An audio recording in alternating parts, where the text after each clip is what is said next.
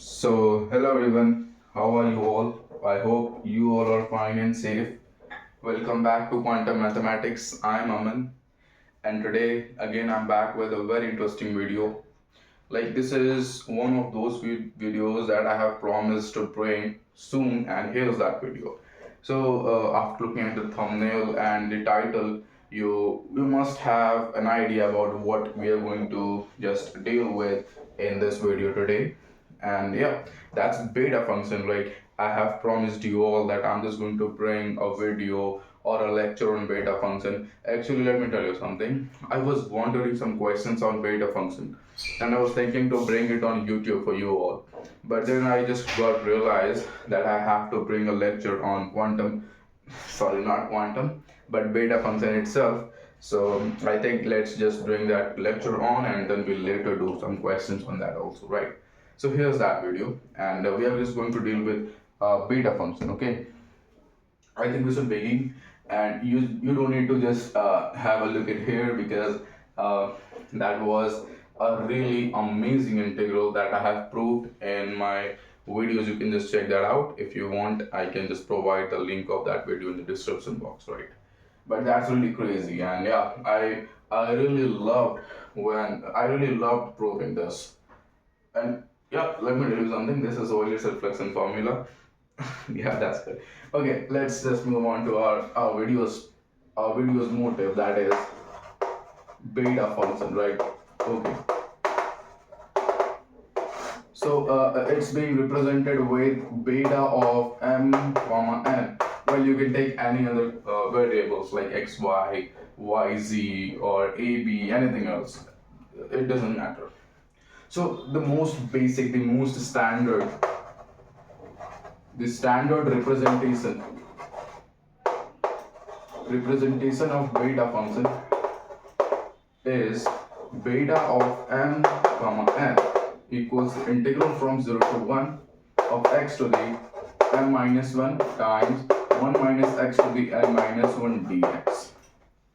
Okay, so this is the most general, the most basic, and the most standard representation of beta function. So I would like you to note this down, and yeah, we are going to prove that this finally equals gamma of m times gamma of n over gamma of m plus n, and that's, yeah, we are going to prove that in this video. And again, I'll be using a u sub in this integral, and we're going to prove another very popular beta function representation, that is, maybe you guys have encountered it, that is the integral from 0 to infinity, no, not 0 to infinity, but the integral from 0 to pi over 2 of sine to the p theta. Oh, let me tell you right here. So integral from 0 to pi over 2 sine to the p theta cos to the q theta d theta equals gamma of p plus 1 over 2 times gamma of q plus 1 over 2 over gamma 2 times gamma of p plus q plus 2 over 2. And actually, this is not directly we're going to prove, but before this, we have to prove that 2 times integral from 0 to pi over 2 of sine to the x theta, no, sorry, 2x minus 1 theta, and times cosine to the 2y minus 1 theta d theta is gamma of x times gamma of y over gamma of x plus y. And later on, we are going to prove this one from this, right? And we'll talk about it later on, don't worry about this. But before all those stuffs, we are going to deal with this very standard integral. So yeah, I think we are good to go to prove this. And okay, so how are we gonna do that? Now, you can see we are having two functions. That is, the first function is x to the m minus 1, and the second function is 1 minus x whole to the n minus 1, right? So we are going to just use the di method, that's it. And here it is, di. and plus. So I'm just going to differentiate 1 minus x to the n minus 1 and integrating x to the m minus 1. So minus, if I'm going to differentiate this, that is n minus 1, and again with the chain rule, that is minus 1 because I'm differentiating the term inside this parenthesis. So that's going to give us, with respect to x, so that's going to give us minus 1, and times 1 minus x to the n minus 2, right? This is the differentiation of this, like this term. And the integration of this is x to the m over n. That's it, right? And then we repeat the same step another time. So that's going to give us n minus 1 times n minus 2. And when, look, if I'm going to take the derivative of inside this parenthesis, that's going to give us a negative. So the negative times this negative becomes positive. So I'm not going to write the positive one. Instead, I'm just going to jump off to this term. I hope you understand that. That's the basic differentiation, right? Okay. And next, this becomes x to the m plus 1 over m times n plus 1. I hope you understand that.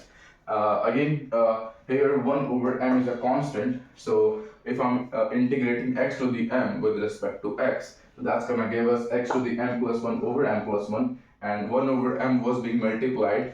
I hope you remember that. So that's going to give us finally x to the m plus 1 over m times m plus 1. And if we repeat the same steps, wait a second, guys.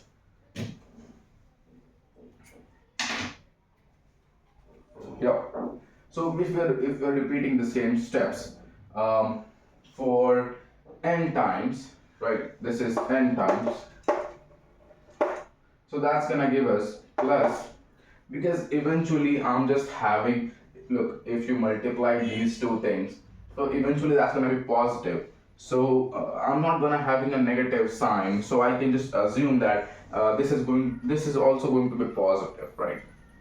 So this becomes n minus 1, n minus 2, and n minus 3, dot dot dot to 3 to 1. Yeah, I hope you understand that. That's just n minus 1 factorial, right? Okay. And if we have a look at here, so that's gonna give us x to the m. Oh, wait a second. It's not n like n terms, but it's n minus 1 terms, right? So we began here with x to the m minus 1, and we are integrating this up to n minus 1 terms. So it basically means that it is m plus n minus 1, that is m plus n minus 2. So our last term, well, from till here n minus 1 terms, the integrating the last term of the integration, it is x to the m plus n minus 2 only, and upon m plus n minus 2, that's it, right? I hope you understand that. That's a quite good thing to catch. So please, if you have any kind of doubt, please just ask in the comment section. I'll just make another video to just show you how this works. So yeah, so this times this, this times this, this times this, and this last term is being multiplied inside an integral.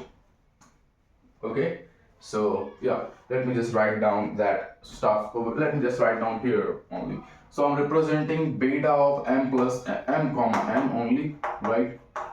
So that's gonna give us,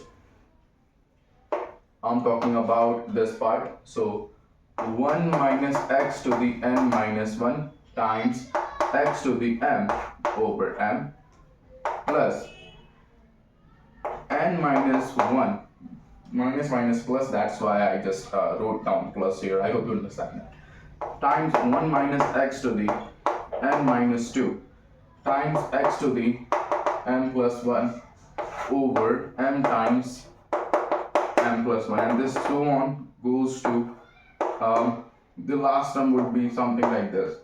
And yeah, so, and maybe I should write down n minus 1 factorial x to the m plus n minus 3 over m times m plus 1 times dot dot dot to m plus n minus 3. Okay, and finally actually I'm assuming n minus 1 factorial because the 1 is the last like differentiable factor. So if I'm dividing it with 1, so it's not changing at all. So that's why I just wrote down here n minus 1 factorial, because it doesn't changes with 1, either being multiplied or being divided. That's why, but it doesn't mean to us, because eventually this part is gonna be 0. You can see that when you plug 1, like x equals 1, so x 1 minus 1 is 0, 1 minus 1 is 0. And when you plug, oh wait a second, actually I'm sorry, here it's 1 minus x to the m, wait a second, it's n, actually it's minus 1.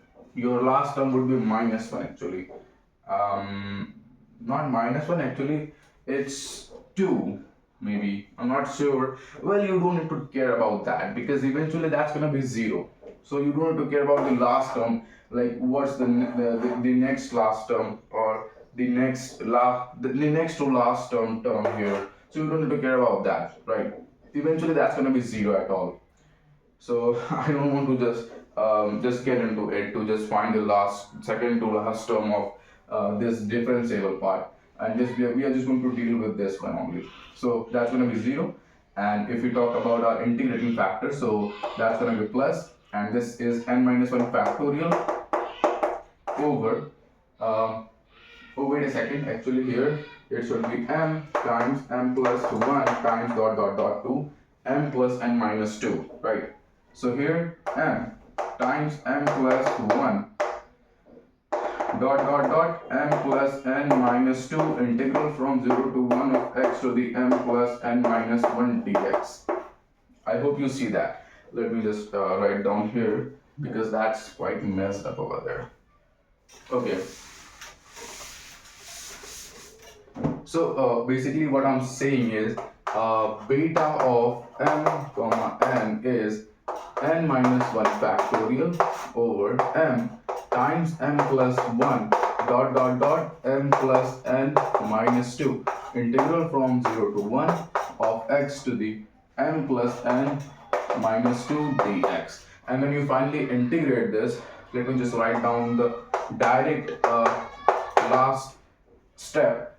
So that's going to give us n minus 1 factorial over m times m plus 1 times dot dot dot to m plus n minus 2 times m plus n minus 1. So you're going to finally have 1 over m plus n minus 1 from this integration, right? So I just directly wrote that down here. Okay, and now let's do some manipulation. So beta of m comma n is n minus 1 factorial over m times m plus 1 times dot dot dot m plus n minus 1. I'm multiplying with m minus 1, m minus 2 dot dot dot 3 to 1, and dividing with the same m minus 1, m minus 2, 3 to 1. So beta of m comma n, well here m minus 1 times m minus 2 times m minus 3 and so on and so forth to 1, that's just m minus 1 factorial, right? So on the numerator we are having n minus 1 factorial times m minus 1 factorial over here I'm having 1, 2, 3 dot dot dot m minus 2, m minus 1, m plus 1, m plus 2 dot dot dot m plus n minus 1, right? I'm just writing the product with here like reverse, that's not gonna change our product at all. So from here to here it's the one that we manipulated, and from here to here that's the same stuff that we had earlier. And if you look closely, then this is just m plus n minus 1 factorial. That's crazy. That's amazing. And hence we are just going to have that beta of n, sorry, n comma n is n comma n comes out to be n minus 1 factorial times m minus 1 factorial over m plus n minus 1 factorial. And if you remember, then gamma of z equals z minus 1 factorial. So from this we can say that beta of m comma n is gamma of n times gamma of m over gamma of m plus n. Here is your final result. So this is really easy. Like if you remember my like the video of gamma function, like in which I just proved the gamma function. So it's quite related to that, but it's not the same actually. But it's again using the DI method and just making the factorials, playing with the factorials, and again we just got this. So finally, integral from 0 to 1 x to the n minus 1 1 minus x to the n minus 1 dx comes out to be gamma of n times gamma of n over gamma of n plus n. So this is your final result. Okay. And now we are again just moving on. We are heading towards the sine terms, like the sine integral that we have to prove, right? Okay, so how are we gonna do that? We are just going to do a u sub here. Let me just write down the beta function that we have started with again. So yeah, I hope you have noted it down, and we are just heading towards the next part of beta function. As I told you that big chunk of things here, I wrote that down earlier in the starting of this video. Okay, so beta of m comma n was integral from 0 to 1 of x to the m minus 1 times 1 minus x to the n minus 1 dx, and we successfully proved it to gamma of m times gamma of n over gamma of m plus n.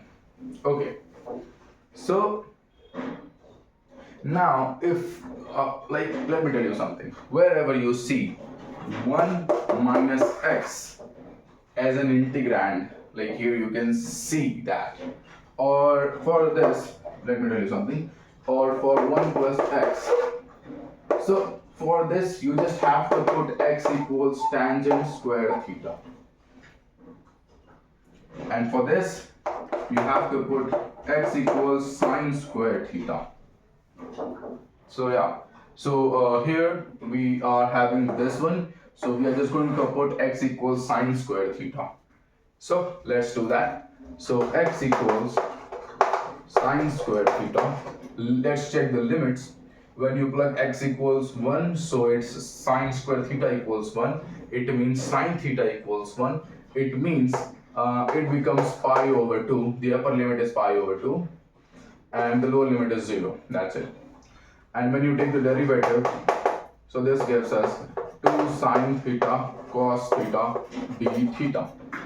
Let's just modify our integral. So integral says integral from 0 to pi over 2, x is sine square theta, so sine square theta to the m minus 1, 1 minus sine square theta to the n minus 1, 2 sine theta d theta. And still don't forget, still we are having this result only. Okay, because we haven't disturbed the m and n terms. Let's simplify it further. So integral from 0 to pi over 2, and let's just put 2 outside integral because it's a constant. And when you open this, so that's gonna give us sine to the 2m minus 2 theta and this simplifies to 1 minus sine square theta is cosine square theta. So this simplifies to cosine to the 2n minus 2 theta and sine theta cosine theta d theta. Okay, so you might have noticed actually till now, but if you haven't, don't worry, I'm here. So 2 times integral from 0 to pi over 2, and when you combine this sine theta and this sine to the 2m minus 2 theta, so that's just let me just show you here. Sine to the 2m minus 2 theta times sine theta is sine to the 2m minus 1 theta. And similarly with the cosine one,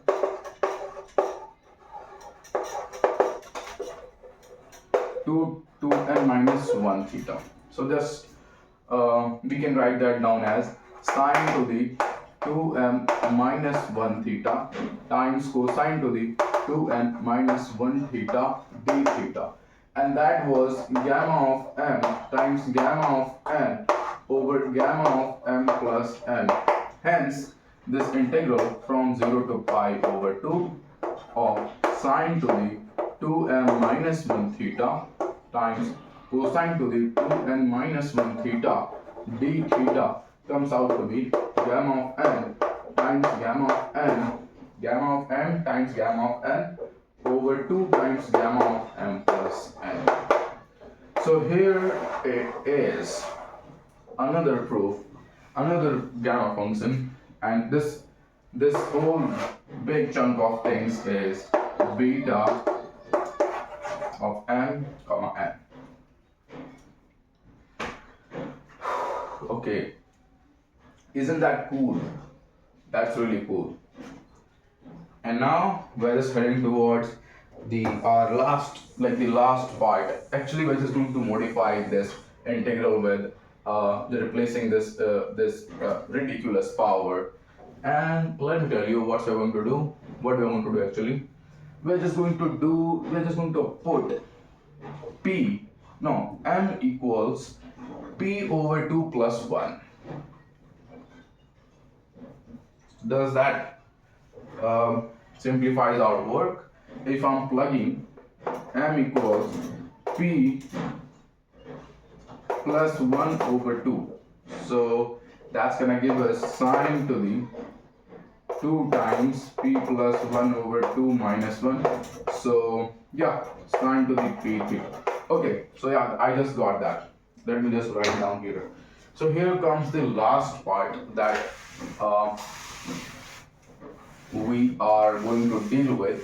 Actually, there are multiple representations of a beta function, but majorly these things are very important actually. And from these things you can just conclude all those stuffs. And if you want, you can just comment down. I will bring those things also for you. So here we are having that integral from 0 to pi over 2 sine to the 2m minus 1 theta times cosine to the 2n minus 1 theta d theta is gamma of m times gamma of n over gamma of m plus n. Don't forget the 2 here. So I'm just going to replace m with p plus 1 over 2 and n with q plus 1 over 2. So how that's gonna work? Integral from 0 to pi over 2 sine to the, I'm just going to replace m with p plus 1 over 2, so 2 times p plus 1 over 2 minus 1 times of theta times cosine of 2 times q plus 1 over 2 minus 1 theta d theta. On the right hand side, we're going to have gamma of p plus 1 over 2 times gamma of q plus 1 over 2 over 2 times gamma of p plus 1 over 2 plus q plus 1 over 2. Right? Yeah. Actually, that's it. So you can see that this 2 and this 2 cancels out, and p plus 1 minus 1 plus 1 minus 1 cancels out again. So finally we are having integral from 0 to pi over 2 sine to the p theta times cosine to the q theta d theta equals gamma of p plus 1 over 2 times gamma of q plus 1 over 2 over 2 times gamma of p plus q plus 2 over 2. This is the final result that we have to prove. We had to prove and we proved it. So yeah, that was all about gamma function, and I don't think there are some more necessary things in in beta function actually. So yeah, that's good. And if you have any kind of doubt, you can just ask freely in comment section. Yeah, it's free to ask. And yeah, so I'm just going to bring some questions for you guys. Actually, they're not questions because I'm not a question solver. I'm a generalizer. So I'm not praising myself actually, but I love generalization instead of just solving questions. So I'm just going to bring some generalizations of integrals, obviously, that would work on the principle of beta and gamma functions only. For some next some videos in some next videos, right? So for now, it's done, and yeah. Thank you so much for watching this video, and you can play with all these stuffs, just replacing m and n with whatever you want. So that's it. And here, this is very important. I hope you can just have fun looking at this. Okay, let me tell you another thing here. So in terms of beta, it's beta of p plus 1 over 2 times q plus 1 over 2.